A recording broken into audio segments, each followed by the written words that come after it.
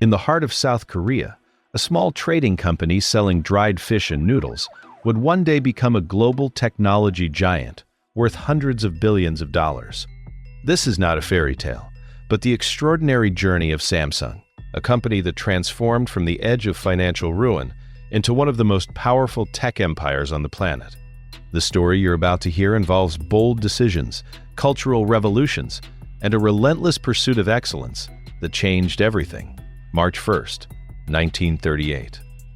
Lee Byung-chul, a young entrepreneur from a wealthy landowning family, opened a modest trading store in Daegu, Korea, with just 30,000 won, roughly $25 at the time. He named it Samsung, meaning 3 stars in Korean, a symbol he believed would make the company powerful and everlasting, like stars in the night sky.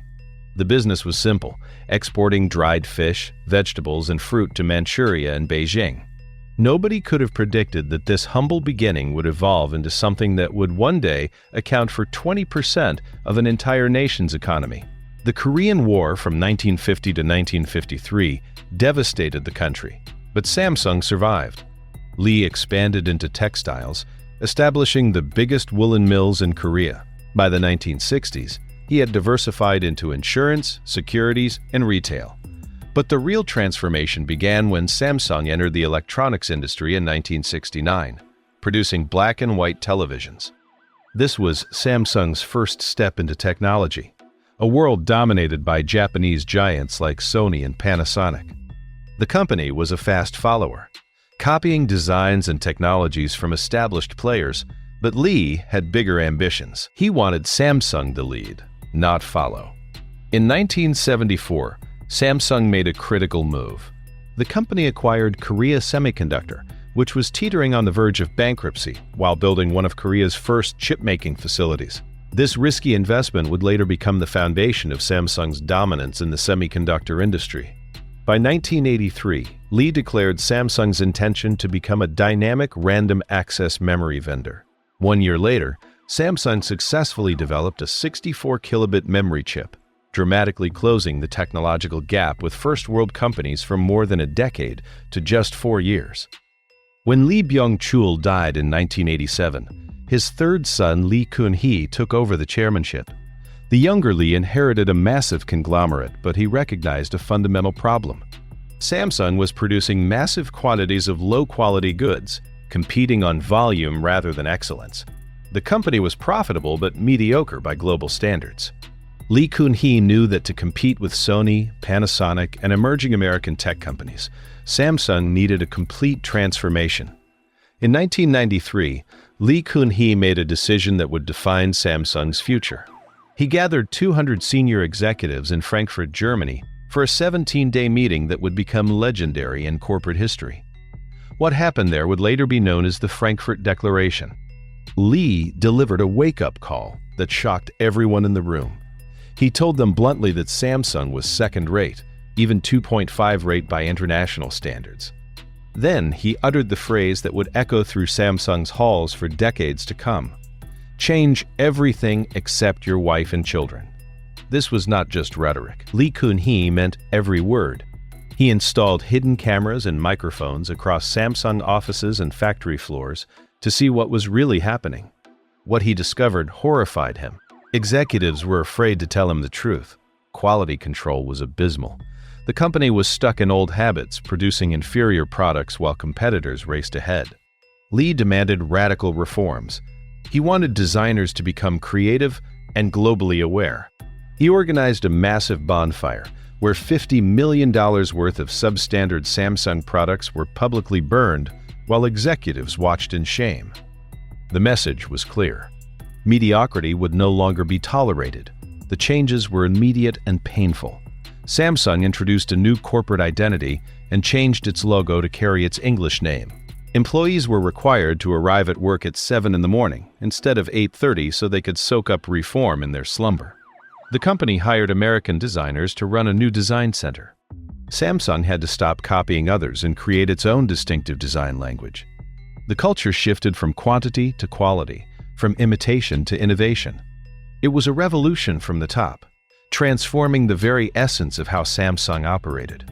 Then came the ultimate test. The 1997 Asian financial crisis devastated South Korea's economy. Companies collapsed one after another as interest rates soared and debts became unpayable. Samsung Electronics' debt ratio reached 198% by the end of 1998. Many Korean conglomerates known as chaebols went bankrupt or required massive government bailouts. Samsung faced a choice: beg for help or face the crisis head-on with bold restructuring. Samsung chose the harder path, while other companies asked the government for support or neglected insolvent businesses. Samsung implemented a strategy of selection and concentration. The company boldly reorganized businesses with low profitability or low growth potential and focused its capabilities on its core businesses. Samsung sold off its car manufacturing division to Renault at a significant loss. The company cut its workforce and invested heavily in innovations that would secure its future. It was painful, but Samsung emerged from the crisis leaner, stronger, and more focused than ever before. The Korean government also helped by encouraging Samsung to target larger international markets, particularly North America and Western Europe, where consumers had money to spend on technologically advanced products. Samsung increased its design staff and budget dramatically. The company raised research and development expenditures at a time when competitors were cutting back. Samsung considered the financial crisis a blessing in disguise because it forced the company to become more successful, more innovative, and more globally competitive. The 2000s marked Samsung's ascent to global dominance. In 2009, Samsung introduced the Galaxy smartphone series, directly challenging Apple's iPhone. Samsung's market share in smartphones exploded from just 3% in the second quarter of 2009 to 32.2% by the second quarter of 2012. No competitor had experienced such rapid growth. Samsung became the world's largest manufacturer of memory chips, holding over 43% of the global market share. The company dominated in televisions, monitors, and display technology. By 2012, Samsung overtook Nokia as the world's largest mobile phone maker by unit sales, a position Nokia had held since 1998. Samsung invested more than $13 billion in its Austin, Texas facility, making it one of the largest single foreign investments in the United States.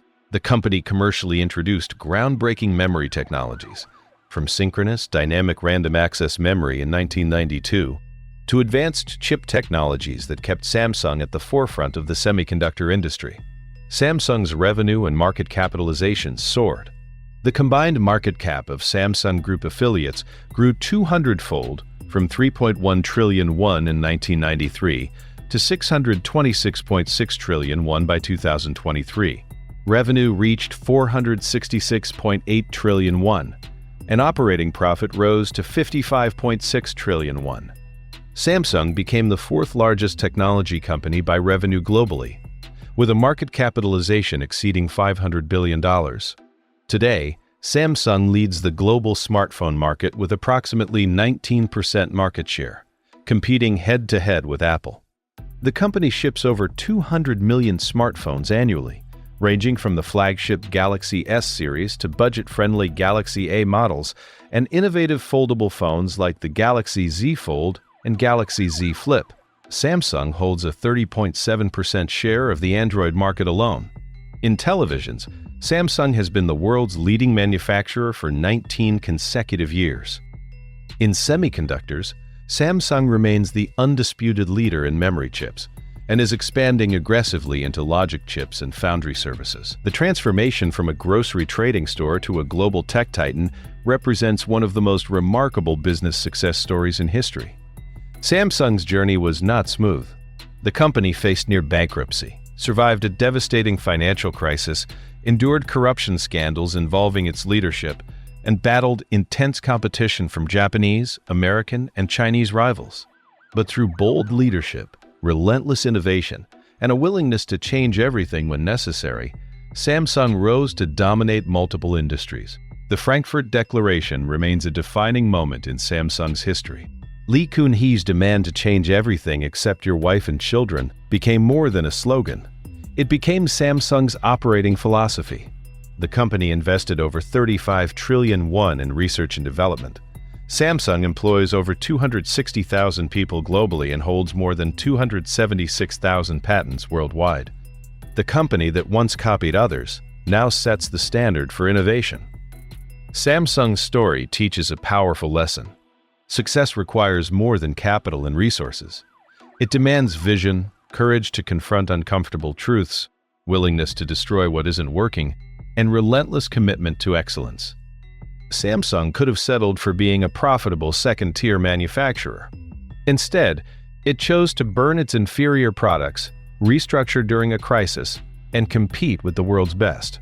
That choice transformed a Korean trading company into a global powerhouse that shapes how billions of people live, work, and connect. From selling dried fish to building the technology that powers the modern world, Samsung proved that with the right leadership and unwavering determination, even the most unlikely companies can reach for the stars and actually touch them.